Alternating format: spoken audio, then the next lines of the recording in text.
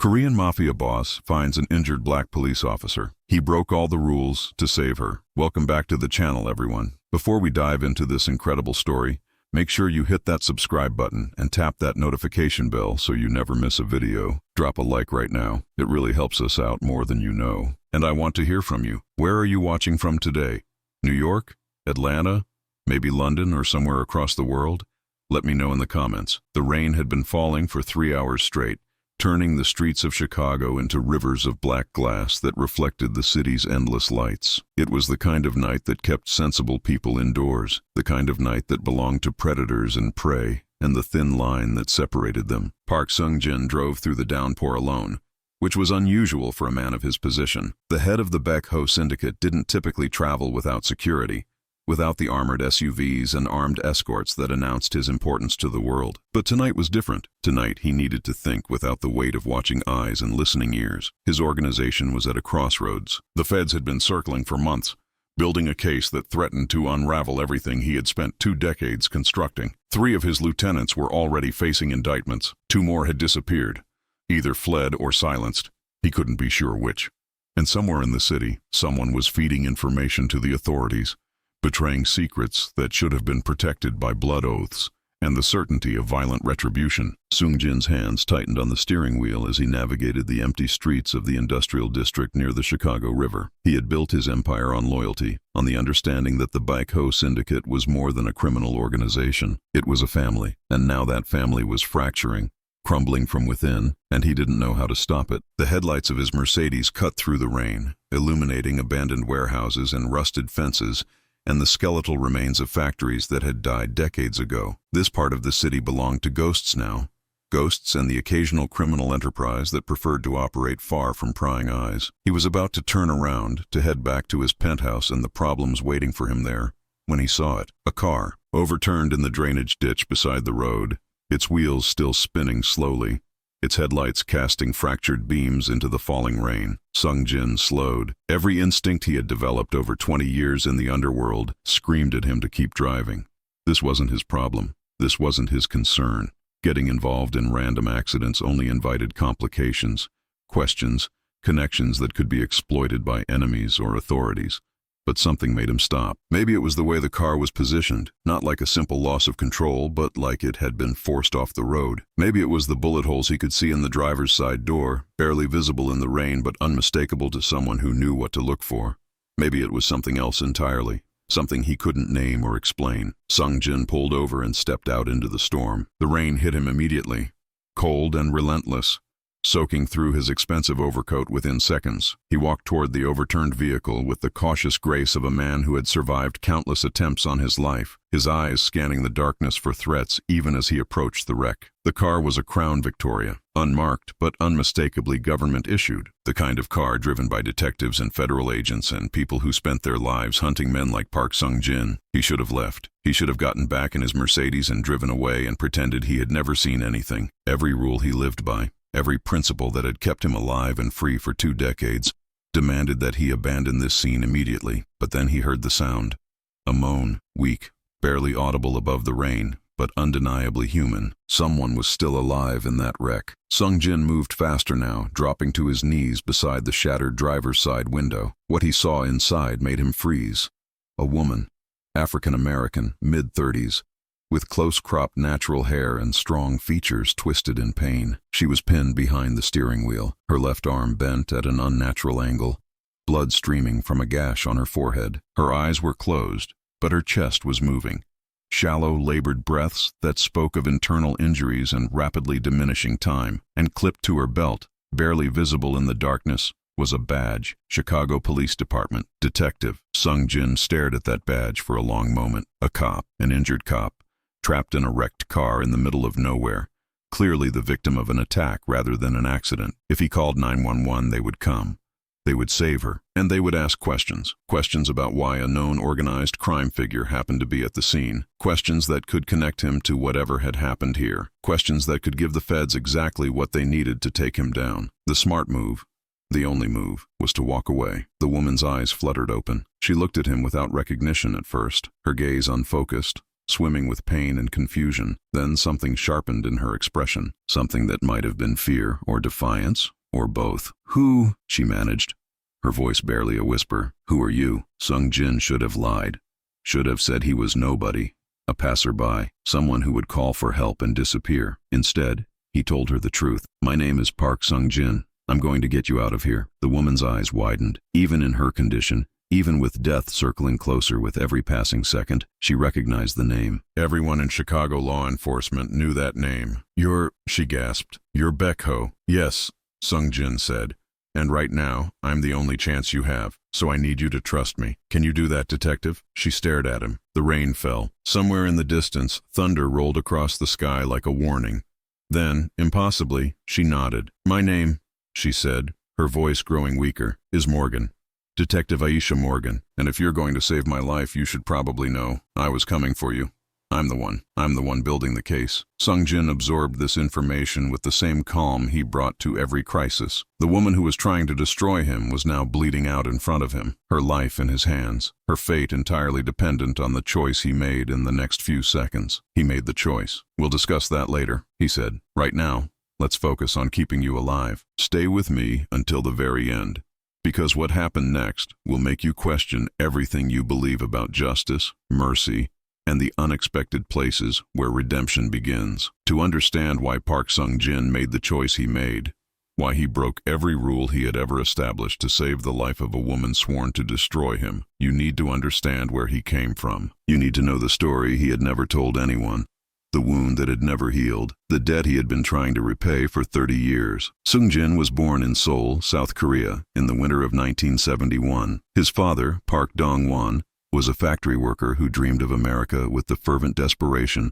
of a man who had nothing left to lose. His mother, Park Mi-suk, was a seamstress who worked 18-hour days to save enough money for the journey that would change everything. They arrived in Chicago in 1978 when Sung Jin was 7 years old.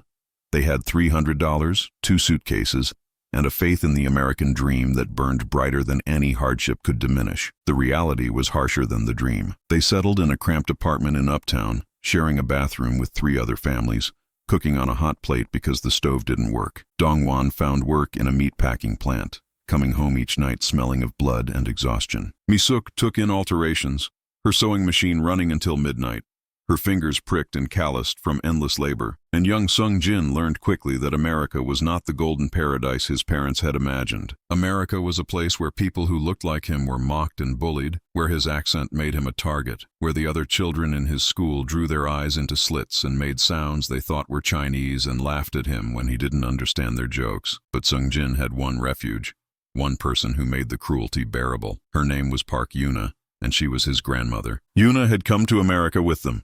A small woman with iron-gray hair and eyes that had seen wars and famines and the kind of suffering that would have broken anyone with less strength. She had survived the Japanese occupation. She had survived the Korean War. She had survived famine and poverty and the loss of 3 children before they reached adulthood. And now, in her 70s, she had crossed an ocean to help raise her grandson in this strange new land. Yuna was the one who taught Sung Jin to be proud of who he was. She told him stories about Korean history, about warriors and scholars and kings who had built civilizations while Europe was still in darkness. She taught him to read and write in Korean, to cook traditional dishes, to honor his ancestors and never forget where he came from. "The world will try to make you ashamed," she told him once, her weathered hands cupping his face. "They will mock your eyes, your name, your language. But remember this, my grandson. You come from kings. You carry the blood of people who survived things these Americans cannot imagine. Never let them make you feel small." Sung Jin carried those words with him like armor. But armor, he would learn, could not protect against everything. The summer he turned 12, his neighborhood was caught in the crossfire of a gang war. 2 rival crews were fighting for control of the drug trade, and the residents of Uptown, mostly immigrants, mostly poor, mostly invisible to the rest of the city, were caught in the middle. One night in August, Sung Jin was walking home from a friend's apartment when he heard gunshots. He ran, as he had been taught to run, ducking behind cars and pressing himself against walls. But when he rounded the corner to his own building, he stopped. His grandmother was lying on the sidewalk. She had been coming home from the market, a bag of groceries still clutched in her hand. She had been in the wrong place at the wrong time, an elderly Korean woman caught in the crossfire between young men who didn't even see her as human. Sung Jin fell to his knees beside her. Her eyes were open, staring at the sky, and for one terrible moment he thought she was already gone. But then she blinked, and her gaze found his face, and she smiled. Even then, even with blood spreading beneath her, she smiled for her grandson. Sung Jin, she whispered, my brave boy. Halmoni, hold on, I'm going to get help. I'm going to, listen to me. Her voice was fading, but her grip on his hand was still strong. Listen carefully, you must be strong now.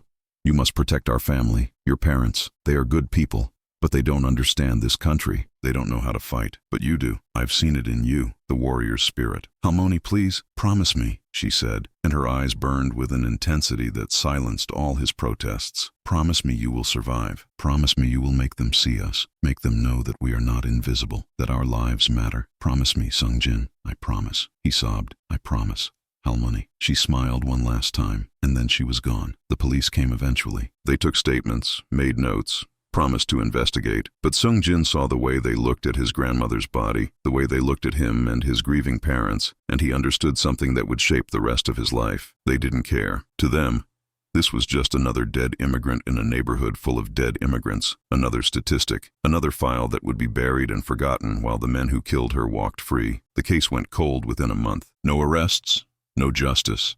No one held accountable for snuffing out a life that had survived wars and famines only to end on a sidewalk in Chicago. Something changed in Sung Jin that summer. The boy who had believed in the American dream, who had trusted that hard work and patience would eventually lead to acceptance, died alongside his grandmother. What emerged from that grief was harder, colder, more calculating. He started running with a Korean crew in high school, not a gang exactly, but a group of young men who had learned that the only protection in this city came from your own people. They watched each other's backs. They pooled their money. They made sure that anyone who targeted Korean businesses or families would face consequences that the police would never provide. By 18, Sung Jin had a reputation. By 21, he was running his own crew. By 25, he had consolidated power throughout the Korean community in Chicago, creating an organization that was part protection racket, part community service, and part shadow government. He called it Baek Ho, the White Tiger, after the guardian spirit his grandmother had told him about in her stories. The White Tiger protected the West, standing guard against enemies and evil spirits. It was a symbol of strength and vigilance and the fierce determination to protect what was yours. Over the next 2 decades, the Baek Ho Syndicate grew into one of the most powerful criminal organizations in the Midwest. They controlled gambling operations, protection services, and import-export businesses that moved everything from electronics to less legal commodities. They had connections to the Yakuza in Japan, the Triads in Hong Kong, and the various Italian and Irish crews that had long dominated Chicago's underworld. But unlike many of his counterparts, Sung Jin operated by a strict code. No drugs. He had seen what they did to communities, how they destroyed families and created the kind of chaos that had killed his grandmother. No human trafficking. The exploitation of vulnerable people was beneath contempt. No harm to innocents. Civilians were off limits, period. And above all, no involvement with the police. That was the rule that had kept Sung Jin free while his rivals rotted in federal prisons. He didn't bribe cops, didn't cultivate informants in law enforcement, didn't create the kind of connections that inevitably led to betrayal and exposure. The police were the enemy, not individuals to hate, but an institution to avoid. Engagement only led to vulnerability. Now kneeling in the rain beside Detective Aisha Morgan, Sung Jin was about to break that rule in the most spectacular way possible, and some part of him understood that he was doing it because of his grandmother, because Yuna had taught him that some things mattered more than rules, because she had looked at him with her dying eyes and told him to make them see that our lives matter. Detective Morgan was dying, and regardless of what badge she wore, her life mattered too. Getting Aisha out of the wrecked car was delicate work. The frame had crumpled around her, pinning her legs beneath the dashboard. Her left arm was clearly broken, and Sung Jin suspected internal injuries from the way she winced with every movement, every breath. "I'm going to have to move you," he said, keeping his voice calm despite the urgency pounding in his chest. "It's going to hurt. I've been shot," Aisha replied through gritted teeth. "Twice. In the same shoulder. 3 years apart. I can handle pain, despite everything."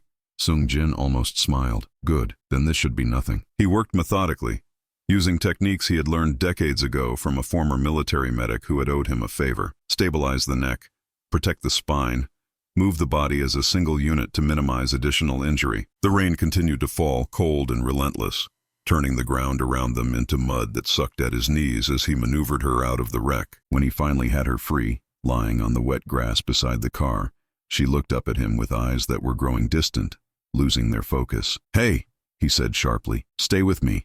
Don't close your eyes." "Why?" she mumbled. "Why are you helping me? You know who I am. What I do, I know. I've spent 2 years building a case against you. RICO charges, racketeering, conspiracy. I was going to put you away for life. Then I suppose you owe me a thank you for not leaving you to die." Aisha tried to laugh, but it turned into a cough that flecked her lips with blood. "Not a good sign. I can't take you to a hospital," Sung Jin said, thinking out loud. "Whatever happened here, whoever did this to you, they might have people watching the ERs. And if I show up with a dying cop, questions get asked that neither of us can afford to answer right now. Then what? I have a doctor. Someone who works exclusively for my organization. He can treat you, keep you alive, and keep his mouth shut." Aisha's eyes sharpened slightly, fighting through the haze of pain. "You want to take me to a mob doctor? I want to keep you from dying. The venue is negotiable if you have a better suggestion." She was silent for a moment. The rain fell. Her blood continued to seep into the grass beneath them. "Fine," she said finally. "But if this is some kind of trick, detective, if I wanted you dead, I would simply leave you here." "No tricks required." He lifted her as gently as he could, carrying her to his Mercedes and laying her across the back seat. She was lighter than he expected, or perhaps adrenaline was giving him strength he wouldn't normally possess. Either way, he moved quickly, knowing that every second could mean the difference between life and death. As he slid behind the wheel and pulled back onto the road, his phone buzzed. A text from his second in command, a man named Kwon Jae-min. "Where are you? The meeting with the Russians was supposed to start an hour ago." Sung Jin typed back with one hand while driving with the other. "Emergency. Handle it without me. I'll explain later." The response came immediately. "Is everything okay?" Sung Jin looked in the rearview mirror at the woman bleeding in his back seat, the detective who had devoted years of her life to destroying him, the enemy who had somehow, impossibly, become his responsibility. "No," he typed, "but it will be." Now Dr. Han Sung-ho was 63 years old and had been working for the Bayek-ho Syndicate for nearly 30 years. He had stitched up gunshot wounds, treated stab injuries, set broken bones, and dealt with every kind of trauma the criminal underworld could produce. He operated out of a private clinic in Bridgeport, a nondescript building that looked like a dentist's office from the outside, but contained a fully equipped surgical suite within. When Sung Jin carried Aisha through the back entrance, Seung-ho took one look at her and immediately began barking orders to his nurses, 2 women who had learned long ago not to ask questions about the patients who arrived in the middle of the night. "Gunshot wound to the abdomen," Seung-ho said, cutting away Aisha's blood-soaked shirt. "The bullet's still in there. She's lost a lot of blood. We need to transfuse immediately." "Do we know her blood type?" "No," Sung Jin said, "but I'm O negative." Seung-ho raised an eyebrow. "You want to donate blood to her? Do you know who this woman is?" "I know. She's police. She's been investigating us for—" "I know, Seung-ho, and right now none of that matters. Just keep her alive." The doctor studied his boss for a long moment. In 30 years he had never seen Park Sung-jin like this. Disheveled, soaking wet, with blood on his expensive clothes and something almost like fear in his eyes. Whatever was happening here, it was unprecedented. "Roll up your sleeve," Seung-ho said finally. "One of the nurses will handle the transfusion. I need to focus on getting that bullet out." The next 4 hours were a blur of activity. Seung-ho operated with the precision that had made him invaluable to the organization, removing the bullet from Aisha's abdomen and repairing the internal damage it had caused. The broken arm was set. The head wound was cleaned and stitched. 2 units of Sung Jin's blood were transferred to her failing veins, along with additional supplies from the clinic's private stock. And through it all, Sung Jin waited. He sat in a plastic chair in the corner of the operating room, watching the monitors that tracked Aisha's vital signs. Her heartbeat was weak at first, irregular, but gradually it steadied. Her blood pressure stabilized. Her breathing, assisted by a ventilator, found a rhythm. She was going to live. When Seung-ho finally stepped back from the operating table, pulling off his gloves with a weary sigh, Sung Jin stood. "Will she recover? Barring complications, yes. She'll need weeks of bed rest, physical therapy for the arm, and monitoring for any signs of infection. But she's strong. She fought to survive. She's a fighter." Sung Jin agreed quietly. "She would have to be, to do what she does." "What she does is try to put us in prison," Seung-ho reminded him. "With respect, sir, what are you planning to do with her? You can't just let her go. She knows where this clinic is now. She knows who I am, who my nurses are. If she reports any of this, she won't. How can you be sure? Sung Jin looked at the woman on the operating table. Aisha Morgan, detective. Enemy, the woman who had been building a case to destroy everything he had created. And yet, lying there with tubes in her arms and bandages on her wounds, she looked strangely vulnerable, human in a way that enemies never seemed human. Because I'm going to give her a reason not to, he said. Now, is there somewhere she can recover privately? There's a room upstairs. We use it for patients who need extended care without hospital involvement. Good. Move her there when she's stable. And Seung-ho? Yes? No one else learns about this. Not Jae-min, not the other lieutenants. No one. As far as the organization is concerned, tonight never happened. Seung-ho nodded slowly. Understood. But sir, may I ask why? Why risk everything for a police officer who wants to see you behind bars? Sung Jin was silent for a long moment. When he spoke, his voice was distant, almost meditative. My grandmother died on a sidewalk in Chicago when I was 12 years old.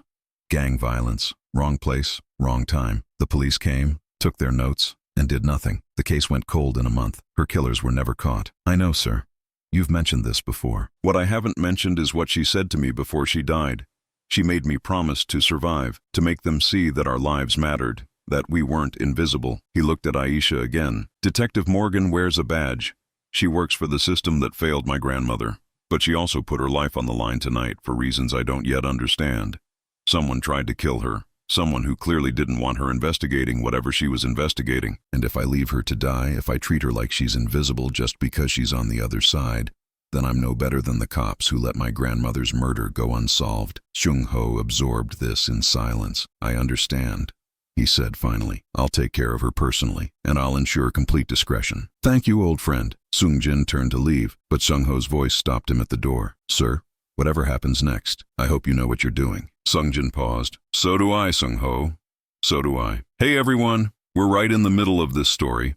So take a second to hit that like button if you're enjoying it. Subscribe if you haven't already, and I'll see you right back here. Now let's continue. Aisha Morgan woke 3 days later. The first thing she noticed was the pain.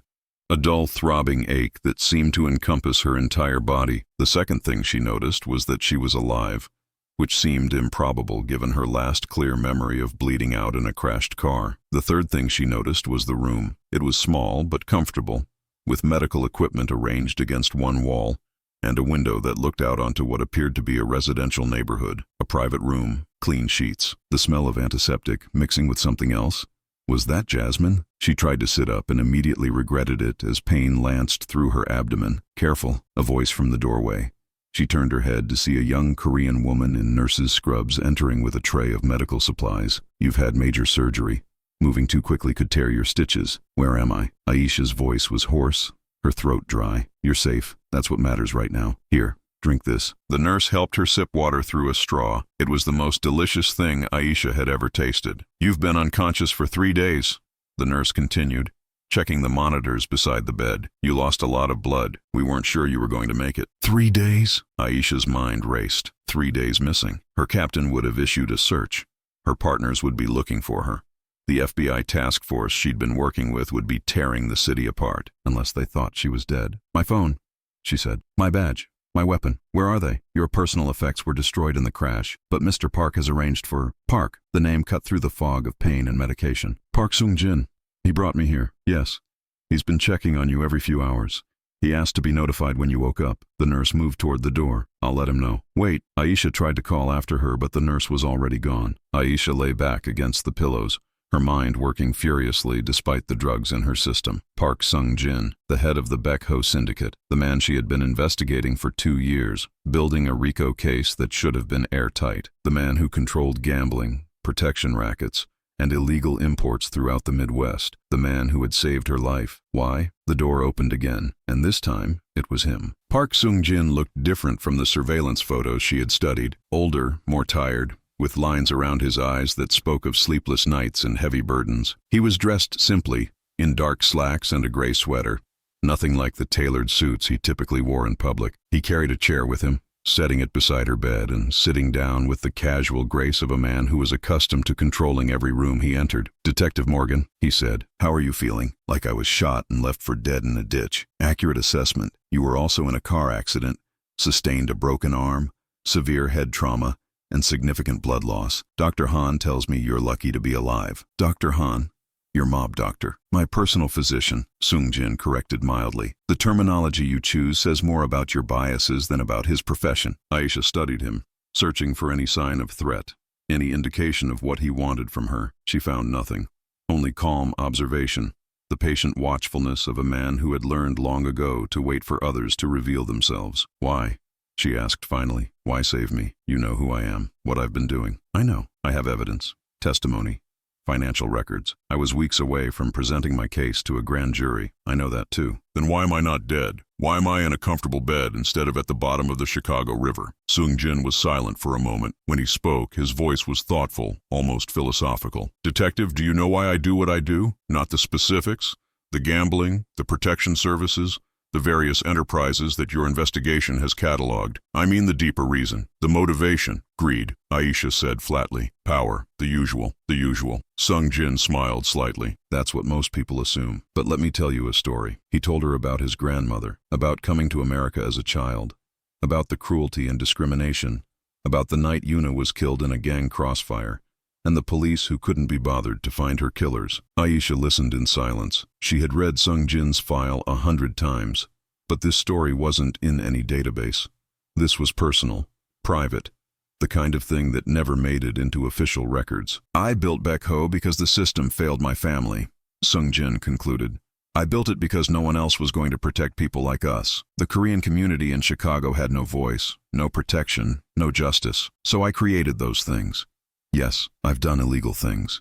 Yes, I've hurt people who crossed me. I'm not going to pretend I'm a saint, but everything I've done has been in service of a purpose larger than myself. That's a very noble way of describing organized crime, perhaps, but it's also the truth. He leaned forward slightly. Now let me ask you something, detective. Why do you do what you do? Excuse me? You're a black woman in a police force that has historically been hostile to both black people and women.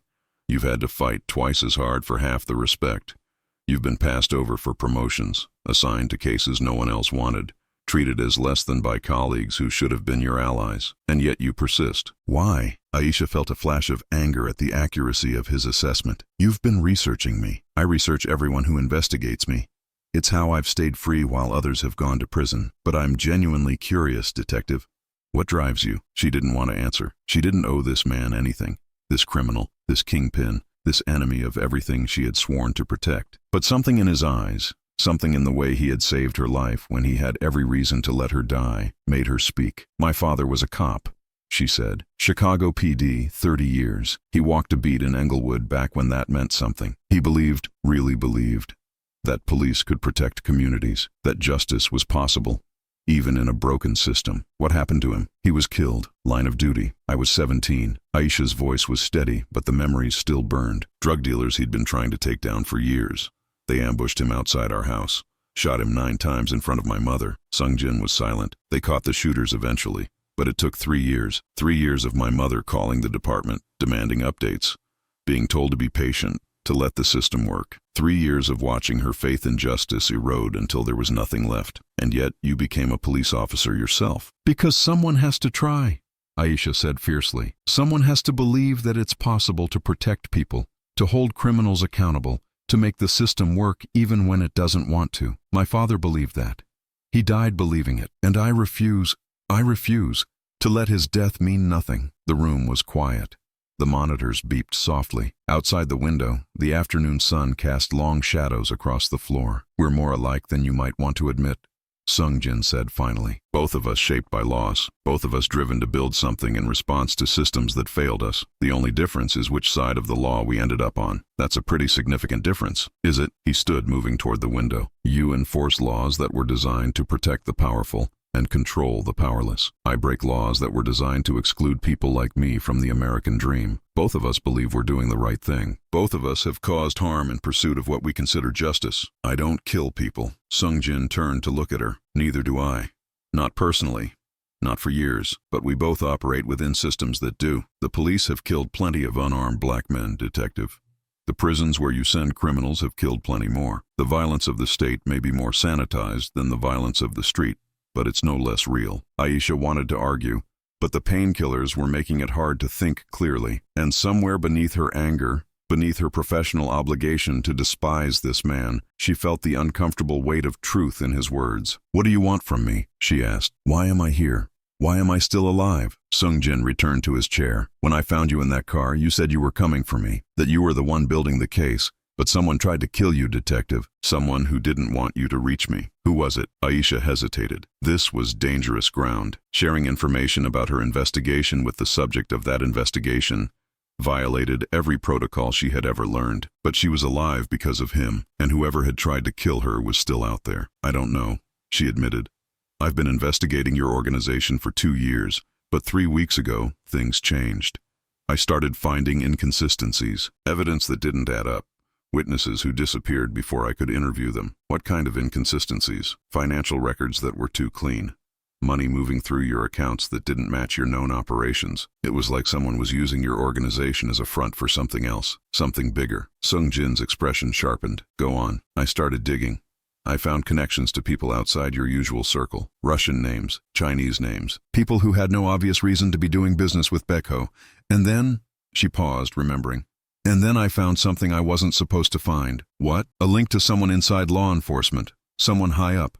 I was trying to confirm it when I was run off the road." The silence that followed was thick with implications. "You're saying there's a mole," Sung Jin said slowly. "A corrupt official who's been using my organization as cover for their own operations. And when you got too close to exposing them, they tried to eliminate you." "I'm saying it's possible. I don't have proof. I don't have a name. All I have is the feeling that I was getting close to something that someone would kill to protect." Sung Jin stood again, pacing the small room with the restless energy of a man whose mind was racing through possibilities. "3 of my lieutenants are facing indictments," he said.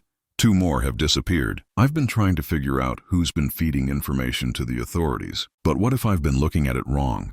What if the informant isn't betraying me to the police? What if they're betraying both of us to someone else entirely? "What do you mean?" "What if someone has infiltrated both my organization and law enforcement? What if they're playing both sides against each other, weakening us both while they pursue their own agenda?" Aisha's pain was receding into the background now, pushed aside by the adrenaline of this conversation. Her detective's instincts were firing, pieces of a puzzle she had been struggling with for months, suddenly rearranging themselves into new patterns. "If that's true," she said, "then whoever tried to kill me wasn't working for you. I would never order a hit on a police officer. The heat that would bring down would destroy everything I've built. And whoever is feeding information to the FBI isn't working for you either." "No, which means we may have a common enemy, detective. Someone who wants both of us out of the way." They stared at each other across the hospital bed, cop and criminal, hunter and hunted, enemies who had suddenly found themselves on the same side of a war they hadn't even known they were fighting. "I have a proposal," Sung Jin said. "Stay here. Recover. Let the world think you're dead. Whoever tried to kill you clearly believes they succeeded, or they would have finished the job. Use that time to think, to piece together what you know. And when you're strong enough, we work together to find out who's behind this. You want me to work with you. I want us to stop a common threat. After that, you can go back to trying to put me in prison. I'll go back to trying to stay out. But right now, neither of us can afford to be enemies." Aisha should have refused. Every instinct, every principle, every oath she had taken demanded that she refuse. Park Sung-jin was a criminal. Working with him was illegal, unethical, a betrayal of everything her father had stood for. But her father had also taught her something else. He had taught her that justice wasn't about following rules blindly. It was about doing what was right, even when the rules didn't support it, even when the path forward wasn't clear. And right now, the only path forward led through an alliance with the enemy. "Fine," she said, "but this doesn't change anything between us. When this is over, I'm still coming for you." Sung Jin smiled, a genuine smile, the first she had seen from him. "I would expect nothing less, detective. Now rest. You're going to need your strength for what comes next." He turned and walked toward the door, but her voice stopped him. "Park." He looked back. "Thank you for saving my life. Whatever happens next, I won't forget that." Something flickered in his eyes, something that might have been surprise or gratitude, or simply acknowledgement that this moment, this strange alliance between enemies, was something neither of them had expected to find. "You're welcome, Detective Morgan. Now get some sleep. We have a lot of work to do." The weeks that followed were unlike anything either of them had experienced. Aisha recovered slowly under Dr. Han's care, regaining her strength through a combination of rest, physical therapy, and sheer stubborn determination. Meanwhile, Sungjin worked to identify the threat that had targeted them both, using his network of informants and contacts to gather information that would have been impossible for law enforcement to obtain. They met daily, usually in the evening, in the small room where Aisha was recovering. What began as tactical discussions about their investigation gradually evolved into something more. Conversations about their lives, their beliefs, the experiences that had shaped them into who they were. Sungjin told her about his childhood, about his grandmother's influence, about the choices he had made and the costs they had exacted. Aisha told him about her father, about the struggle to be taken seriously in a department that didn't want her, about the sacrifices she had made in pursuit of a justice that often seemed impossibly distant. They argued frequently and passionately about politics, law, morality, about whether the ends justified the means, about whether change was possible within broken systems, or whether those systems needed to be burned down and rebuilt from scratch. They found themselves on opposite sides of almost every issue, and yet there was a strange comfort in the disagreement, a mutual respect that grew from the recognition that each was fighting, in their own way, for something larger than themselves. And somewhere in the middle of all those conversations, something shifted. It wasn't romantic. Not exactly. It was something harder to define, a recognition of kinship, an acknowledgement that the boundaries between hero and villain, cop and criminal, were far less clear than either had been raised to believe. "You know what I've realized?" Aisha said one evening, about 3 weeks into her recovery. She was sitting up now, her arm still in a sling, but her color returned, her eyes bright with the energy that had been missing when she first woke. "Tell me," Sungjin said. He was sitting in what had become his usual chair, a cup of tea growing cold on the table beside him. "We're both idealists. We just have different ideas about how to achieve our ideals. You see the system as irredeemably corrupt, so you built your own system outside of it. I see the system as flawed but fixable, so I'm trying to change it from within. But we both want the same thing at the end of the day. And what's that? Protection, for people who don't have anyone else to protect them. That's what it all comes down to, isn't it?" Sungjin was quiet for a long moment. Then he nodded slowly. "My grandmother told me to make them see that our lives mattered," he said. "That's what I've been trying to do, in my own way, building something that proves Korean lives matter in a country that often seems determined to forget us. And my father told me that police could be the good guys, that we could be the ones who protect the vulnerable, who stand between the innocent and those who would hurt them. We're both children of martyrs," Sungjin said, "carrying torches lit by the dead. That's very poetic. I read a lot. Don't tell my lieutenants. It would ruin my reputation." Aisha laughed, a genuine laugh, the first in weeks. It felt strange, laughing with the man she had spent years trying to imprison, but it also felt right, in a way she couldn't explain. "When this is over," she said, "when we've found whoever tried to kill me and dealt with them, what happens then? Then we go back to being what we were. You'll continue your investigation. I'll continue trying to stay ahead of it. The world will keep turning, and we'll be enemies again. We were never truly enemies, Detective. We were adversaries, playing roles assigned to us by circumstance. The uniform you wear and the business I run may be incompatible, but that doesn't mean we have to hate each other." "I never hated you," Aisha admitted. "I hated what I thought you were, the image in my files, the criminal mastermind who hurt people for profit. But you're not that simple, are you? Neither are you. The files I kept on you painted a picture of a relentless law enforcement machine. They didn't show me the woman who became a cop because her father believed in something worth dying for. They sat in comfortable silence for a while. Outside, the city hummed with its endless activity, oblivious to the strange alliance forming in this small room. "I think we're close," Aisha said finally. "The information your people have gathered, combined with what I already knew, I think we're close to identifying who's behind this." "I agree. The pattern is becoming clear. Someone in federal law enforcement, working with elements of both Russian and Chinese organized crime, using both my organization and the Chicago PD as unwitting covers for their operations. Do you have a name?" "Not yet, but I have a suspicion. Someone who would have access to both worlds.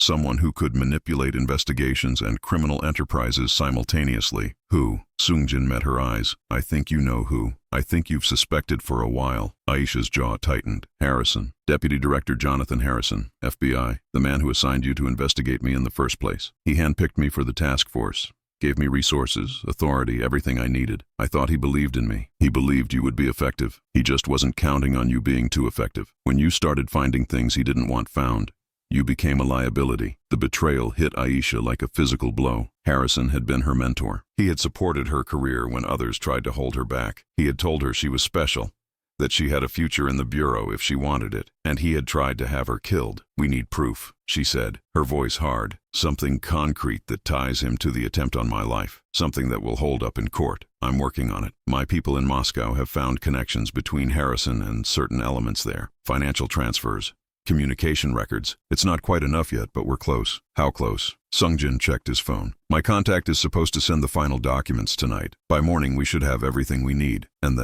then we decide how to proceed. You could take the evidence to your superiors, but given that Harrison may have allies throughout law enforcement, that's risky. Alternatively, we handle it another way." Sungjin raised an eyebrow. "I didn't expect you to suggest that. I'm not suggesting we kill him if that's what you're thinking, but there are ways to expose someone without going through official channels. Media, congressional oversight, federal agencies that don't answer to Harrison. You've thought about this. I've had 3 weeks with nothing to do but think, and I've realized that playing by the rules only works when everyone agrees to play by the same rules. Harrison threw those rules out when he tried to have me murdered. I don't owe him the courtesy of a fair fight." Sungjin smiled. That same genuine smile she had seen on the night he saved her life. "Detective Morgan, you continue to surprise me." "Good. I'd hate to be predictable." The documents arrived at midnight, transmitted through a series of encrypted channels that would have given the FBI's cybercrime division nightmares. Sungjin reviewed them in his office while Aisha, finally strong enough to move around without assistance, stood beside him. What they found was worse than either had imagined. Jonathan Harrison hadn't just been skimming profits from criminal enterprises he was supposed to be fighting. He had been running a parallel operation for nearly a decade, using his position in the FBI to facilitate drug trafficking, human smuggling, and arms deals across 3 continents. The Bayekho syndicate investigation had been a cover, a way to eliminate potential competition while appearing to uphold the law. And when Aisha had gotten too close to the truth, Harrison had reached out to his contacts in Russian organized crime to arrange her assassination. "He's been playing everyone," Aisha said, scrolling through the documents with growing horror. "The Bureau, the Chicago PD, your organization, we were all pieces on his chessboard. And now we know the shape of the board," Sungjin replied. "The question is, what we do with this information." Aisha was quiet for a long moment. She had spent her career believing in the system, fighting to make it work, trusting that justice would ultimately prevail. But Harrison had corrupted that system from the inside. If someone at his level could be turned, who else might be compromised? How deep did the rot go? "I need to make some calls," she said finally. "There are people I trust. A few at least. People who would never work with Harrison. If I can get this information to them securely, they can begin an investigation that he can't interfere with. And if they can't be trusted, if Harrison has allies you don't know about, then we go to the media. But I want to try it the right way first. My father believed the system could work. I have to at least give it a chance." Sungjin nodded slowly. "I understand. And I'll support whatever decision you make." Aisha looked at him. This criminal, this enemy, this man who had saved her life and spent weeks helping her uncover the truth about who had tried to end it. "Why?" she asked. "You could have used this information differently. Blackmailed Harrison, made a deal with him, used his exposure as leverage to protect your own operations. Why are you helping me bring him to justice instead?" "Because justice matters," Sungjin said simply. "Not just for you or for me, but for everyone Harrison has hurt. The people who were trafficked because of his greed, the agents who were corrupted by his influence, the cases that were sabotaged, the lives that were destroyed. Someone needs to answer for all of that, even if it brings heat down on you, even if exposing Harrison exposes some of your operations too. I've survived worse.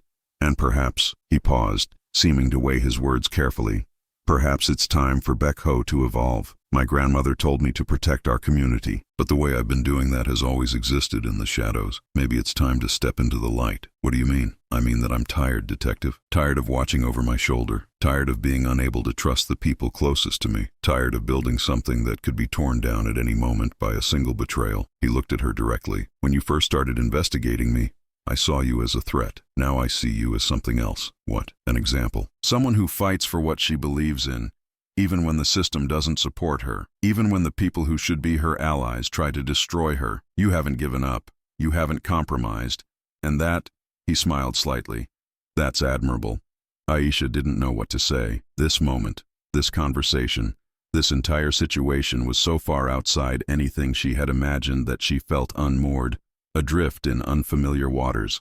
"I should make those calls," she said finally. "I'll give you privacy. But Detective, yes, whatever happens next, I want you to know that I don't regret saving your life. Regardless of where we end up, That night was the right choice. He turned and left the office, leaving Aisha alone with the documents and the weight of everything they revealed. The operation took 6 months to complete. Aisha's contacts proved trustworthy. A handful of agents and prosecutors who had harbored their own suspicions about Harrison for years, but had lacked the evidence to act. The documents Sung Jin had obtained provided the missing pieces, connecting Harrison to a web of criminal activity that spanned continents. The arrest was coordinated carefully, designed to prevent Harrison from warning his allies or destroying evidence. On a quiet Tuesday morning in October, federal marshals surrounded his home in the Virginia suburbs, while other teams moved simultaneously on his contacts in Chicago, New York, and Los Angeles. Jonathan Harrison was taken into custody without incident. He would eventually be convicted on 37 counts of corruption, conspiracy, and accessory to murder. He would spend the rest of his life in a maximum security federal prison, stripped of his pension, his reputation, and any hope of redemption. But that was months away. On the day of the arrest, Aisha stood in the observation room of the FBI field office, watching through one-way glass as her former mentor was processed like any other criminal. "How do you feel?" asked Special Agent Torres, one of the prosecutors who had worked the case. "You basically brought down a deputy director single-handed." "I didn't do it single-handed," Aisha said quietly. "I had help." "The confidential informant? We've been trying to identify them for months. Every time we think we're close, the trail goes cold." Aisha said nothing. She had kept Sung Jin's involvement secret, burying his contributions under layers of anonymity and misdirection. He had asked her to do this, not out of fear of prosecution, but out of a genuine desire to leave the spotlight on the case itself, rather than the unlikely alliance that had made it possible. "Whoever they are," Torres continued, "they had access to information that shouldn't exist. International financial records, encrypted communications, intelligence from half a dozen countries. That's not the kind of thing a random whistleblower can produce." "Maybe they were motivated by justice," Aisha said. "Maybe they just wanted to see Harrison answer for what he did." Torres looked at her skeptically, but didn't push further. He had learned over the course of their collaboration that Detective Morgan had depths he couldn't fathom. "What happens now?" he asked. "You've made a lot of enemies with this case." Harrison had friends throughout the Bureau. "Some of them are going to want payback." "Let them come," Aisha said. "I've survived worse." She had survived worse. She had survived a car crash and a bullet and the betrayal of someone she had trusted. She had survived weeks of recovery in a mob doctor's clinic, months of working with the enemy, and the complete restructuring of everything she believed about justice and power, and the people who wielded both.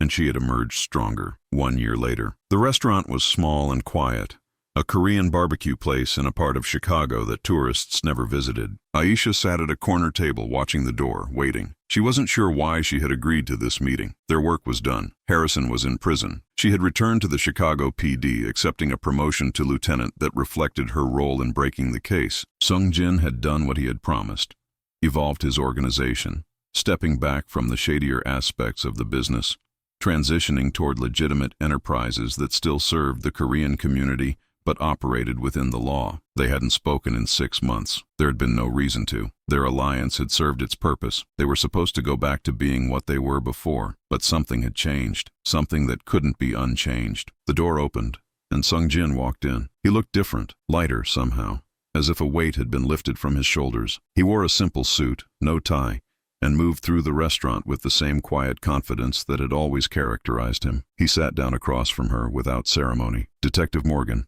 you look well." "It's Lieutenant Morgan now." "Congratulations. I heard about the promotion. You've earned it. I couldn't have done it without help." "You could have. You would have found another way. You always do." They sat in comfortable silence for a moment. A waitress appeared, took their orders, disappeared. The restaurant hummed with quiet conversation and the sizzle of meat on grills. "Why did you want to meet?" Aisha asked finally. "I wanted to thank you," Sung Jin said, "for keeping my involvement confidential. You could have exposed me, used my role in the investigation as evidence against me. It would have helped your career considerably. It would have been wrong. You helped me because you believed in justice, not because you expected something in return. Betraying that would have made me no better than Harrison. Principles.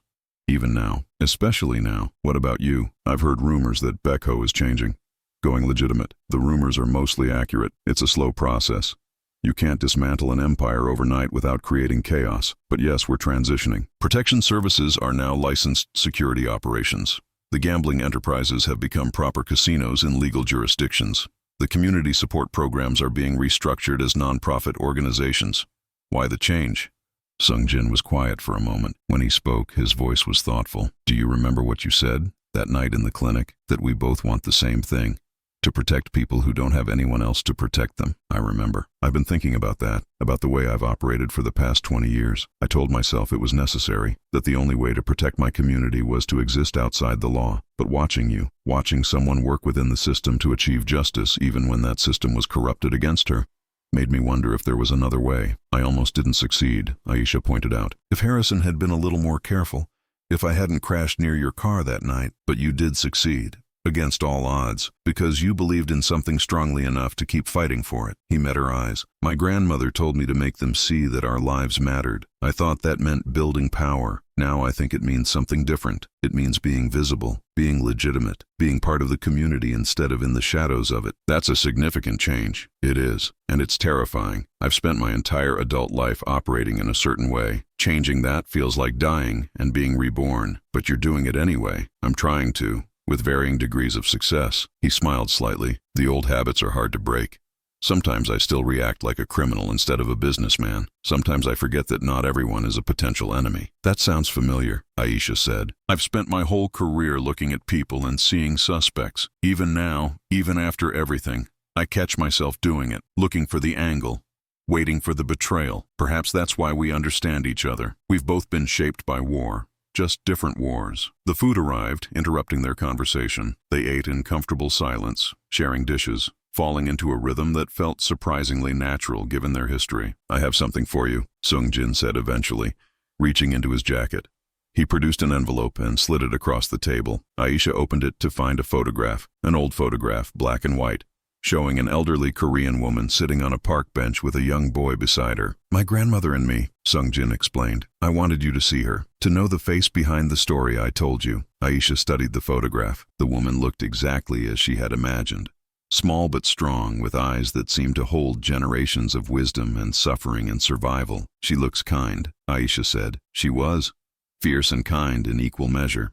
She would have liked you, I think. Why? Because you're also fierce and kind. Because you fight for what you believe in, even when fighting seems impossible. Because, he paused, searching for words. Because you reminded me what it meant to be a good person. I'd forgotten. Somewhere along the way.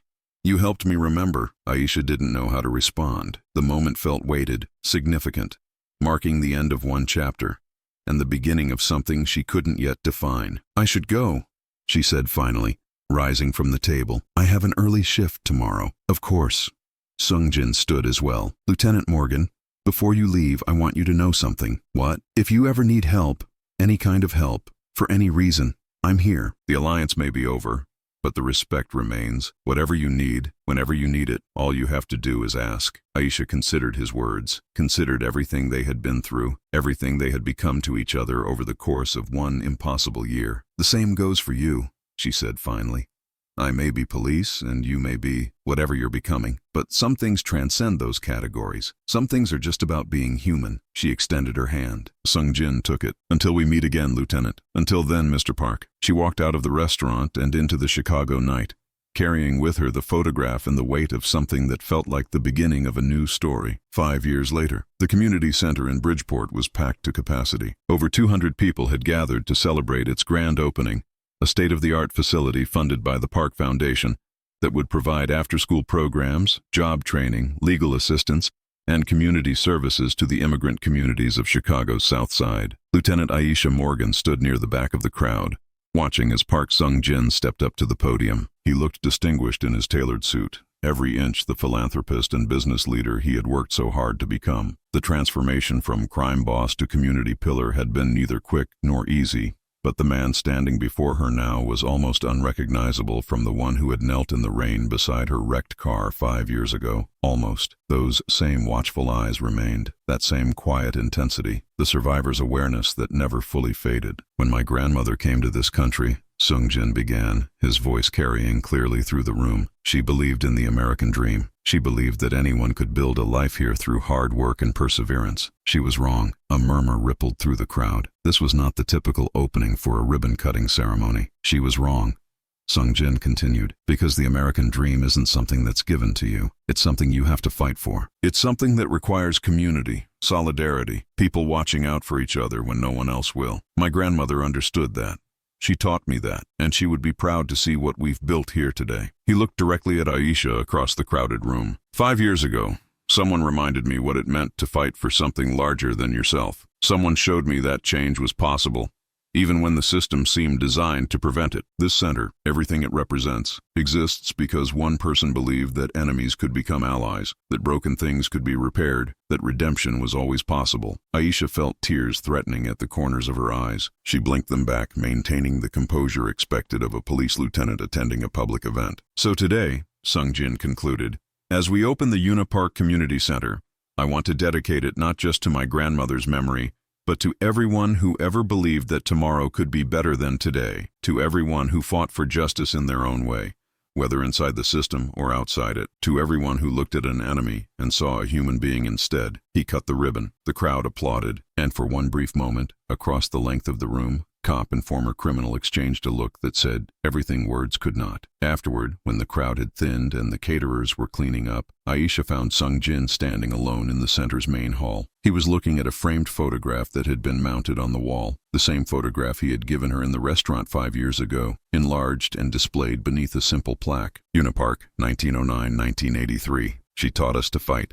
She taught us to love. She taught us to matter. She would have been proud, Aisha said, coming to stand beside him. I hope so. He didn't turn to look at her. I spent 20 years trying to honor her memory the wrong way. I hope I have enough time left to honor it the right way. You've made a good start. Have I? He finally turned to face her. Some nights I lie awake thinking about the people I hurt, the lives I destroyed, the damage that can never be undone. I tell myself that building this place makes up for some of it, but I'm not sure it's true. Redemption isn't about making up for the past, Aisha said. It's about what you do with the present. You can't change what you were.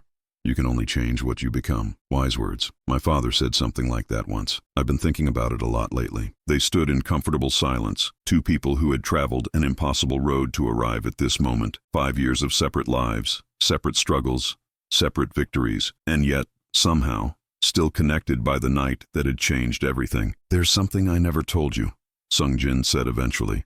That night, when I found you in the car, I almost drove away. I know. You knew. I suspected. No one in your position would have stopped without hesitation. The risk was too great. So why did you trust me? You were barely conscious. You had every reason to think I was going to kill you. Aisha thought about the question. Really thought about it, searching for an answer that captured something she had felt but never fully articulated. Because of your eyes, she said finally. When you looked at me that night, I didn't see a criminal. I saw someone who was afraid. Not of me, not of the consequences, but of himself, of what it would mean if he left me there to die. I was afraid, Sung Jin admitted, for the first time in decades, afraid that if I walked away from you, I would lose whatever was left of the man my grandmother wanted me to be. So you stayed, so I stayed. And everything changed. Everything changes, Aisha said. That's the only constant. The question is whether we change with it or whether we let it break us. And which have we done? She looked around the community center, at the gleaming facilities, the photographs on the walls, the physical manifestation of everything Sung Jin had tried to build in the years since their alliance ended. Then she looked at him, at the lines on his face that hadn't been there before, at the silver threading through his hair, at the quiet dignity of a man who had fought his way to something like peace. We've changed, she said, both of us, in ways I never would have predicted. For the better, for the different, which is maybe all we can ask. Sung Jin smiled. That same genuine smile she had come to know during the weeks of her recovery, the smile that transformed his face from intimidating to almost gentle. Lieutenant Morgan, he said, I do believe that's the most philosophical thing you've ever said. Don't get used to it. I've got a reputation to maintain, as do I. He extended his hand. Partners in redemption? She took his hand. Something like that. Adversaries who became allies, who became whatever this is. Whatever this is. He agreed. I suppose we'll have to figure out what that means as we go. We always do. They shook hands. Cop and philanthropist. Enemies turned allies turned something that had no name but was real nonetheless, and walked together out of the Unipark Community Center into the Chicago evening, into whatever future awaited them. Thank you so much for staying with me until the end of this story. It's a reminder that the lines between hero and villain are never as clear as we pretend, that redemption is possible for anyone willing to do the work, and that sometimes the most unlikely alliances produce the most profound change. If this story touched you, please hit that like button and share it with someone who needs to hear that it's never too late to start again. Subscribe to the channel and turn on notifications so you don't miss our next video. And leave me a comment. I want to know what you thought. Would you have stopped to help a stranger, knowing it could cost you everything? Until next time, remember, we are all capable of becoming more than our worst moments. We all carry within us the potential to change, to grow, to transform. The question isn't whether change is possible. The question is whether we have the courage to embrace it. Take care of yourselves and each other. I'll see you in the next video. See you under.